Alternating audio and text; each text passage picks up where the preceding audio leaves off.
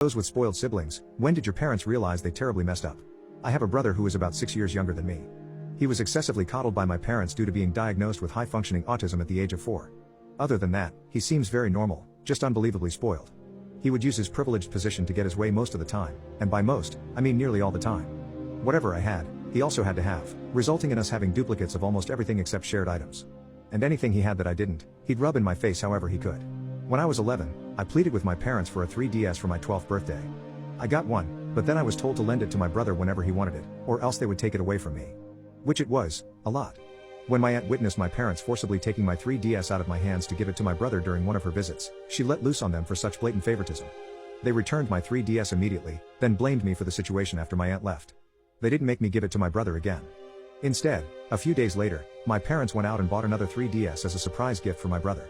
On several occasions, including mine and other people's birthdays, my brother would throw a tantrum because the party wasn't entirely about him.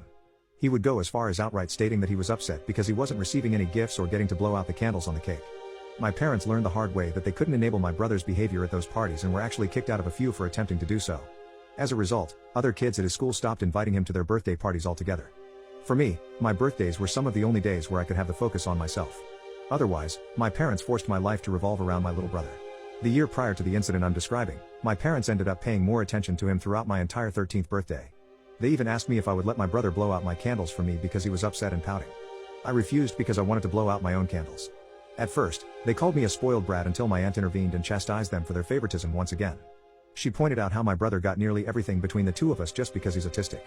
My parents received no support from anyone else present, except my brother who was still crying because he wasn't getting to blow out my candles. Because he didn't get his way, he tried to spit on my cake out of spite. Fortunately, my awesome aunt blocked him before he had the chance and scolded him until he ran to my mom in tears. My parents faced a lot of criticism from the other adults there, and they promised never to ask me to let my brother blow out my candles again. However, for the rest of the party, they mostly just went through the motions. My aunt pretty much took over coordinating everything from that point on. A couple of weeks before my birthday the following year, my parents sat me down and informed me that they would still get me some gifts and a small cake. However, my birthday party was effectively cancelled to avoid my brother having another meltdown. I told them I couldn't believe they were doing this to me, and they just seemed to shrug it off without a care. So, over the next week, I told my friends, teachers, and even my school counselor about the situation. All of them were appalled by my parents' lack of consideration or empathy. The vice principal even found out and consoled me. Through social media, news of the situation reached my parents. As a result, they grounded and gaslighted me for telling so many people. But that still didn't stop me. I then started telling everyone at school that I was grounded for being upset. This worsened the situation because several parents contacted them, basically saying, "What the hell is wrong with you?" Suddenly, I was ungrounded, but I didn't receive an apology. My dad simply walked into my room with his arms crossed, informed me that I was ungrounded, and then walked out. That was it. I thought my party was still cancelled because nobody said anything about it. My brother found it hilarious and taunted me about not getting to celebrate. However, by the end of the 2 weeks, my parents held a surprise party for me at my favorite restaurant. They started claiming that was their intention all along, but I knew it wasn't true. From what I had seen, everyone was incredibly unhappy with them for what they did, and it showed in their interactions with my parents. So, they ended up throwing the surprise party to try and salvage what little of their reputations they had left. But I'm pretty sure they had to spend a significant amount of money that day just to accommodate me. I had dinner with all my friends at my favorite restaurant, which had a small arcade. I even received the PS4 gaming system that I had been yearning for at that time. I could tell it was all pretty much planned and bought last minute. My dad had a look about him that my aunt comically described as looking like a moth had flown out of his wallet. Of course, my brother made a huge fuss about me getting that surprise party. But with so many of my friends and their parents present, my mom and dad finally put their feet down with my brother. This time around, they stopped his tantrum when he wanted to push my cake off the table.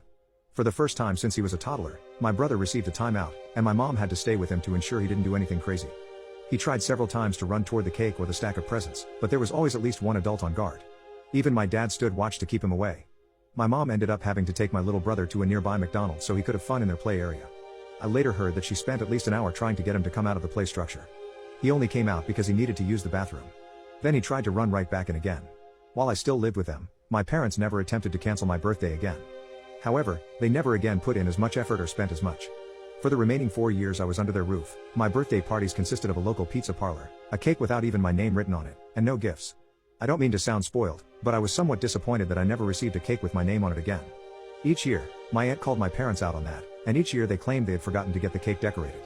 I suspect the reason my name was never written on another cake was that my brother always refused to eat pieces of cake that had someone else's name on it at any party. They couldn't put his name on any of my cakes either, as it would have looked very bad for them.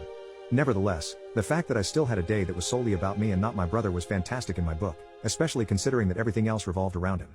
During each of my remaining birthday parties while I still lived at home, my brother would create a fuss, and my mom would take him somewhere else to calm him down. I was still required to share my PS4 with my brother, but it was still mine. I took it with me when I moved out at 18. My little brother did not appreciate that and threw a huge fit until my parents went out and bought another PS4 for him. When I moved out, my parents finally had to confront the consequences of raising my brother to be so spoiled because I wasn't there to assist them with him anymore. On his recent 14th birthday, he went into a rage at our parents for not getting him a PS5. He is now currently grounded for I don't know how long after causing hundreds or maybe even thousands in collateral damage during his rampage. He picked up a chair and started smashing anything in front of him with it. When I last saw my parents, they appeared mentally checked out.